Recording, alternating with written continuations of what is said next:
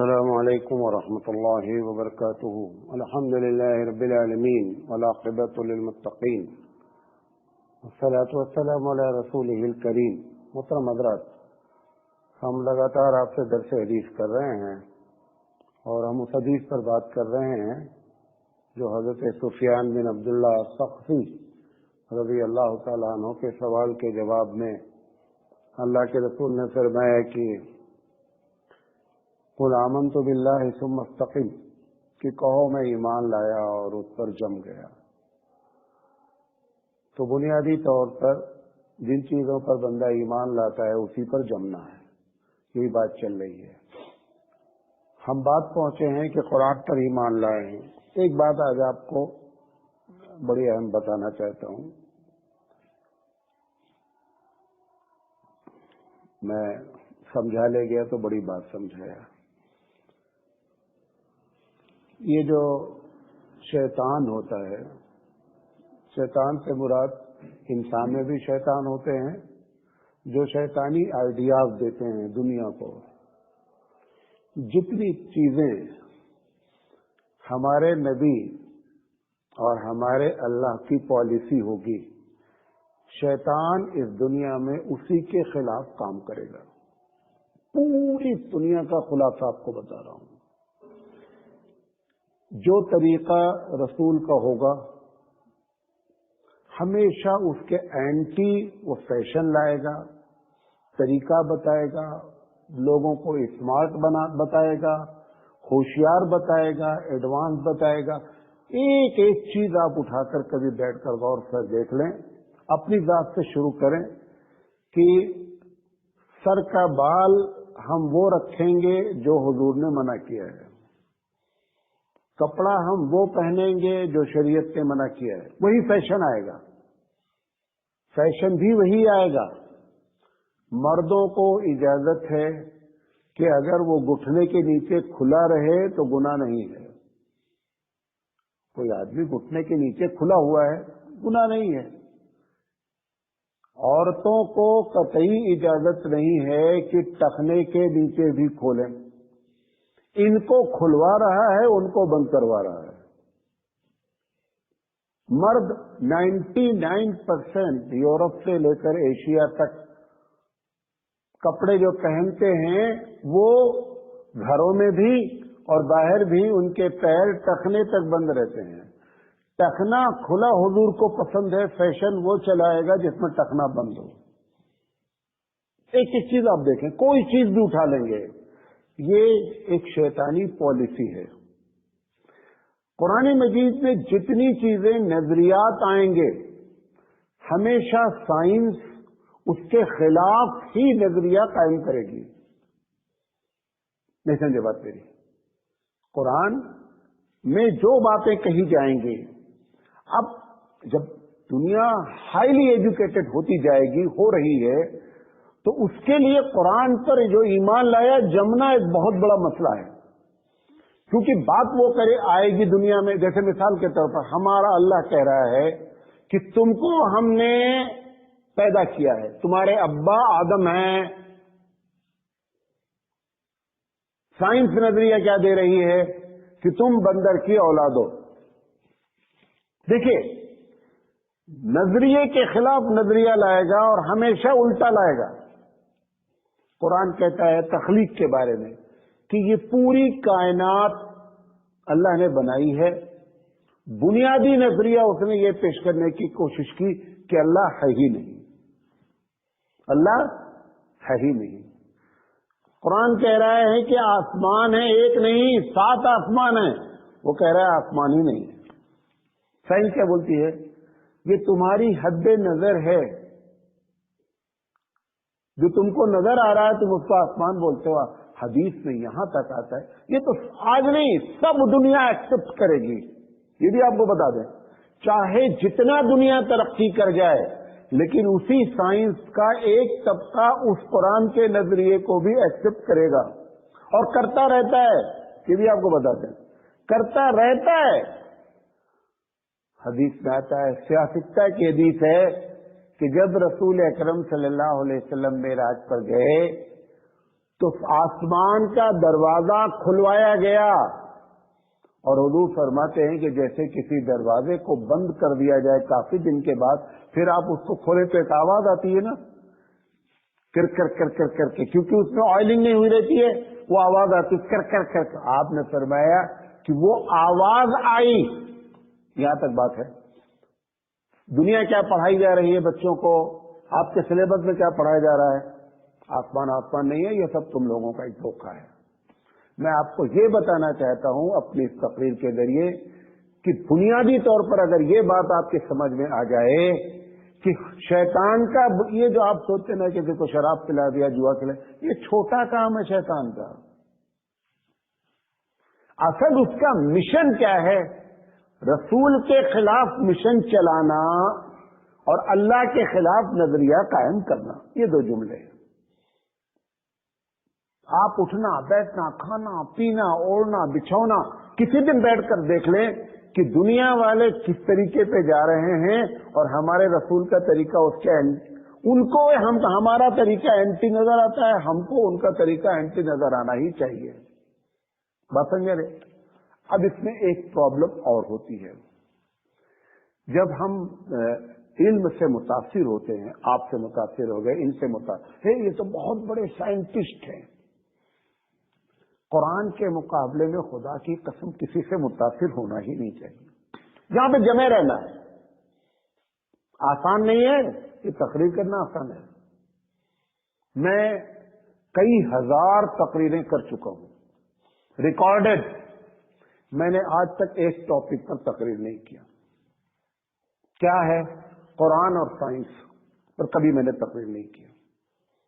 کیوں؟ جب قرآن اور سائنس پہ ہم تقریر کرنے بیٹھتے ہیں، پہلے سائنس نے ایک نظریہ قائم کر دیا، اب ہم قرآن کو اس کے تحت لے کر آتے ہیں۔ یہ کون سی تمہاری ہوشیاری ہوئی؟ مزہ تو جب تھا کہ قرآن نے جو نظریہ قائم کیا تھا اس پر ریسرچ سینٹر قائم ہوتے۔ بات نہیں سمجھ رہے؟ قرآن میں ایک ویو دیا گیا، ایک نظریہ دیا گیا، مسلمانوں کو چاہیے تھا کہ اس پیٹرول کے ذریعے اس نظریے کو ثابت کرنے کے لیے ہائیلی ایجوکیٹڈ لوگوں کو لایا جاتا اور قرآن کے اس نظریے کو ثابت کرنے کی کوشش۔ یہ کون سی مردانگی ہوئی، کون سا اسلام ہوا، کون سا مسلمان ہوا کہ ایک بات سائنس نے کہہ دیا، اب آپ کہہ رہے ہیں کہ صاحب ہاں ہمارا اسلام بھی یہی کہتا ہے۔ ہم اس کے قائل نہیں ہیں، کیونکہ جیسے ہی آپ اس نظریے کو پیش کریں گے، ڈاؤن کون ہوگا؟ ہم ڈاؤن ہوں گے، وہ اپ ہوگا۔ ہمارا نظریہ ہونے کے باوجود بھی ہم انڈر پریشر کس کے رہیں گے؟ سائنس کے رہیں گے۔ کبھی نہیں ہونا چاہیے۔ ایک عالم جو ساری چیزوں کو جانتا ہو، قرآن کا علم جانتا ہو، کبھی بھی انڈر پریشر نہیں ہونا چاہیے۔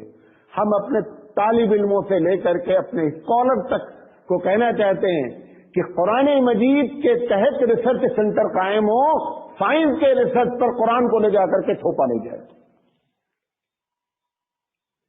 ابھی کوارنٹائن ہو رہا ہے، ہوتا کیا ہے معلوم؟ جب آپ سائنس اسلام پہ تقریر کریں گے نا، کہیں گے ارے بہت بہت زبردست علم والا آدمی ہے،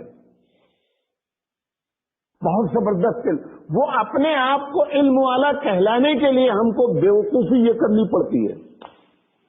میں اپنی بات سمجھا پا رہا ہوں؟ ہم کو جان بوجھ کر کے، تاکہ ہم کو لوگ بولیں مولانا سراج بہت بڑے عالم ہیں، اس لیے ہم کو ایسا کام کرنا پڑتا ہے۔ کہیں غیر مسلم کوئی آ جائے بات کرنے میں، اس کو آپ مصلحت کے طور پر کچھ باتیں بتا دیں، وہ ایک الگ ٹاپک ہے، لیکن آپ اس پر مستقل مسلمانوں کو لے کر کے چلیں گے، آپ مسلمانوں کے اسلام کو برباد کریں گے، اور وہ قرآن کو نیچا جانے گا، سائنس کو کیا جانے گا؟ اونچا جانے گا۔ یہ کبھی نہیں ہونا چاہیے۔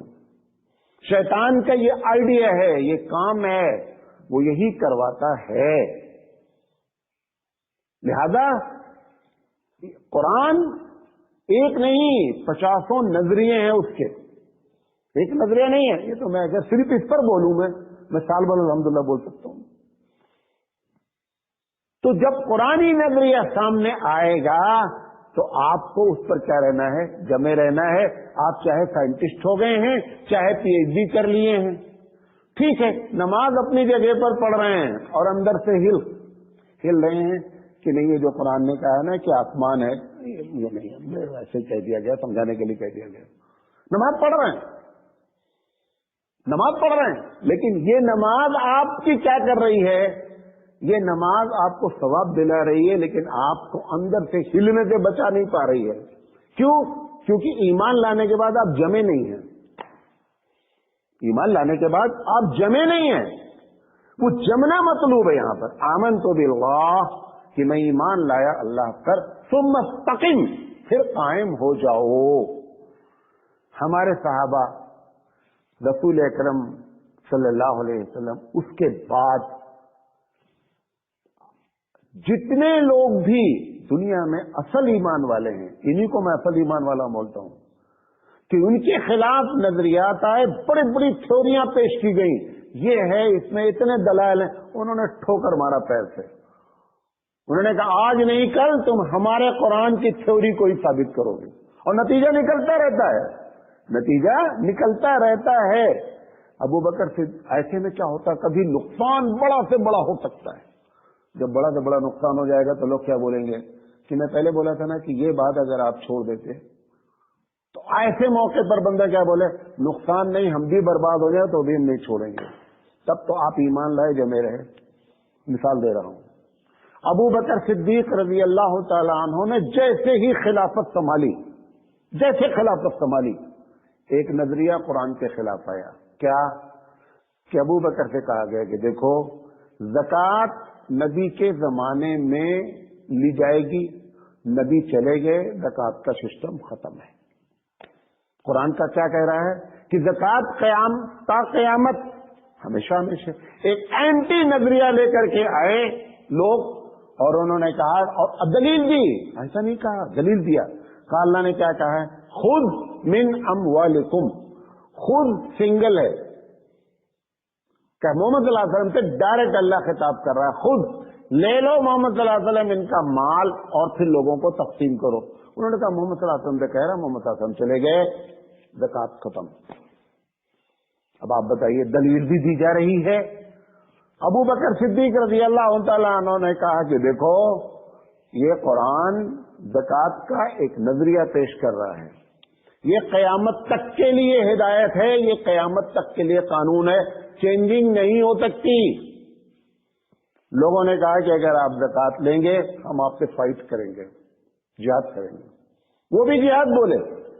کون؟ جو زکوٰۃ نہیں دینے والے تھے وہ بھی بولے کہ ہم آپ سے کیا کریں گے، جہاد کریں گے. ابو بکر صدیق رضی اللہ تعالی عنہ نے جہاد کا اعلان کیا. عمر جیسا آدمی، عمر رضی اللہ تعالیٰ عنہ نے آ کر کہا کہ ابو بکر ذرا اس پر غور کر لو. کلمہ پڑھ رہے ہیں. کیا کر رہے ہیں؟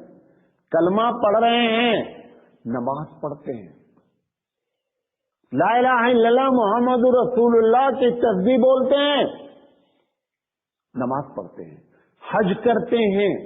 اگر صرف زکوٰۃ کے معاملے میں ایسا کہہ رہے ہیں تو تھوڑا سے لوز ہو جاؤ. حالات ایسے.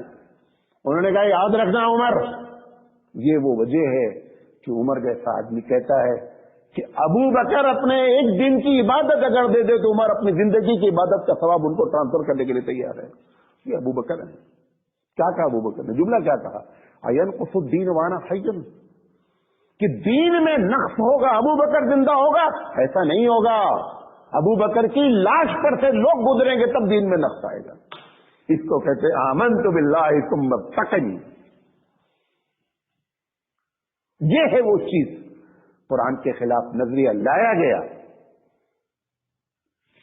اس ساتھ قرآن کا دوسرا نظریہ کہ ہمارے حبیب مصطفیٰ آخری نبی ہیں، یہ ہمارا نظریہ ہے. اس پر آپ کو جمے رہنا ہے. بڑے بڑے لوگ ہل گئے. آپ کو معلوم ہے جتنے قادیانی ہیں چوٹی کے لوگ ہیں علم کے لحاظ سے. آج بھی آپ کے بھارت میں تو پیسے کی بنیاد پہ قادیانی ہوئے ہو گئے، دنیا میں پیسے کی بنیاد پر قادیانی ہو گئے، لیکن پاکستان میں جو قادیانی ہیں اس کی بنیاد ان کا علم ہے. اسی لیے ہمارے ابھی قربان جائیں نبی کریم صلی اللہ علیہ وسلم پر، آپ نے علم کے لیے دعا نہیں کیا. معلوم آپ کو، اے اللہ ایسا علم دینا جو नफा पहुंचा सके। ऐसा इल्म तो सबको है, साइंटिस्ट को कम इल्म होता है, पीएचडी जो डॉक्टरेट के उनको कम इल्म होता है। हबीब मुस्तफा ने हमको क्या सिखाया कि अल्लाहुम्मा इन्नी असअलुका इल्मन नाफिअन, और नाफे की तारीफ क्या है इल्म की, कि रासुल इल्म मारिफतुल्लाह, कि जो इल्म अल्लाह तक पहुंचा दे। जितने बड़े कादियानी हैं सब बड़े इल्म वाले हैं। उन्होंने नजरिया अबू बकर सिद्दीक रज़ी अल्लाह तआला अन्हु के जमाने में, बल्कि नबी का आखिरी दौर है, कुछ दिन के बाद आप इस दुनिया से चले गए, सबसे पहला जो नजरिया खिलाफ आया, हुजूर को खत लिखा एक साहब ने, उनका नाम मुसलमा है, कि तुम इस एरिया के नबी हो, मैं अपने एरिया का नबी हूं, बोथ आर प्रॉफिट, तुम भी नबी हम भी नबी। नबूवत को डिवाइड कर लेते हैं एरिया वाइज। ये कोई एमपी का इलेक्शन है कि तुम फलां इलाके के एमपी हो, हम फलां इलाके के एमपी हैं। रहमतुल लिल आलमीन काफतन लिन्नास है जिससे आप बात कर रहे हैं। अल्लाह के रसूल सल्लल्लाहु अलैहि वसल्लम के पास जब मैसेंजर पहुंचा, अल्लाह के रसूल ने फरमाया कि अगर कासिद को कत्ल करने की इजाजत होती तो पहले तो जो मैसेज लेकर आया ना, इसको मारा जाता, लेकिन ये मैसेंजर है। अबू बकर सिद्दीक रज़ी अल्लाह तआला अन्हु सबको बुलाया, कहा याद रखो अगर मैं चला भी जाऊं इस दुनिया से, इनको नहीं छोड़ना है, इनसे जंग कर। कौन कह रहा है जंग करने की बात? जो एक चूंटी को भी कहते हैं कि सुराख में पेशाब नहीं करना, चूंटी मर जाएगी, नुकसान हो जाएगा, उसकी जान चली जाएगी। लेकिन यहां अल्लाह के रसूल खुद सबसे पहले अपने ऊपर ईमान लाते हैं, उनका भी ईमान सुम्मा तकीम होना है। आमनतु बिल्लाहि सुम्मा तकीम, कह दिया कि नहीं, छोड़ना नहीं इनको। अब इस एक तरफ ज़कात के लोग हो गए, अभी तो संभाला था जिस दिन, उसी दिन से।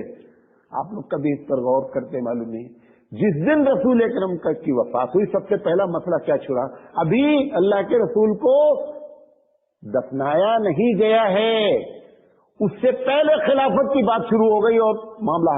लोग कह अरे यार इतना इन लोगों को नहीं पड़ता अच्छा कुर्सी के लिए, नहीं कुर्सी के लिए नहीं था मामला।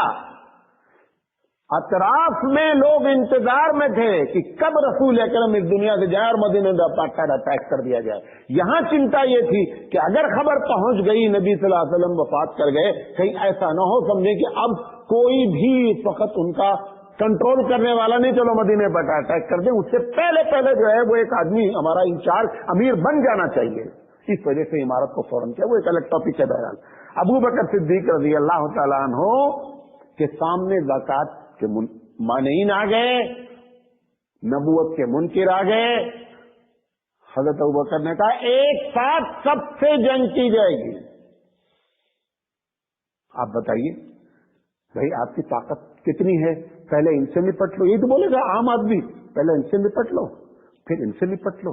अब ऐसे 7 या 8 जगह लोगों ने आकर के मामले को छेड़ दिया।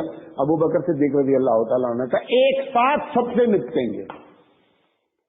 महदूद ताकत है, सब लोग समझा रहे हैं कि देखो एक साथ सारा महाज न खोलो। अबू बकर सिद्दीक रज़ी अल्लाह तआला ने कहा अयन कुफुद्दीन वाना है कि दीन में नक्स होगा और अबू बकर जिंदा होगा, ऐसा नहीं होगा, ऐसा नहीं होगा।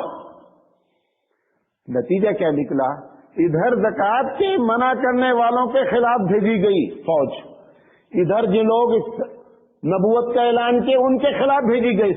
जब एक साथ 6-7 जगह फौज निकली ना, अतराफ वाले डर गए, भैया कितनी बड़ी ताकत मदीने की है कि एक साथ 7 महाज छोड़ दिया। ये नफसियाती जंग थी।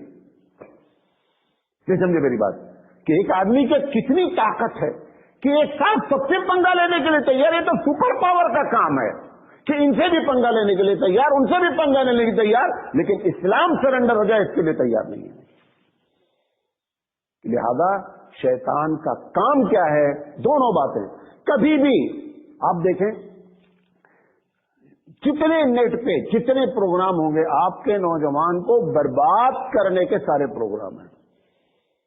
वो एक गेम चलता है, सारे नौजवान लगे हुए, ایک مرتبہ نہیں سوچ رہا ہے ایک آدمی کہ اس گیم سے ہمارا کیریکٹر ڈیولپ ہوگا، نمبر 1، اس گیم سے ہمارا جسمانی طاقت ڈیولپ ہوگی، نمبر 2، اس گیم سے اسلام کو فائدہ ہوگا، نمبر 3، اس گیم سے مسلمانوں کو فائدہ ہوگا۔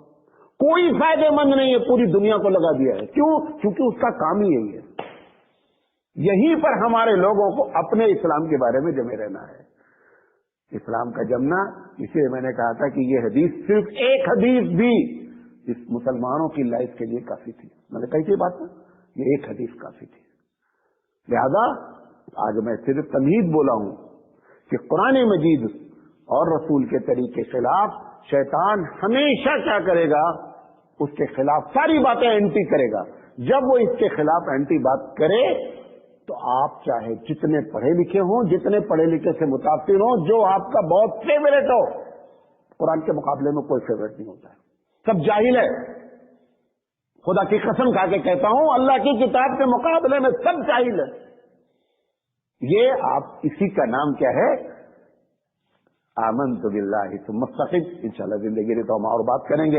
اللہ تعالیٰ سے دعا ہے کہ اللہ تعالیٰ صحیح بات کہنے کی اور آپ کو صحیح بات سمجھنے کی توفیق عطا فرمائے۔ وآخر دعوانا ان الحمد للہ رب العالمین۔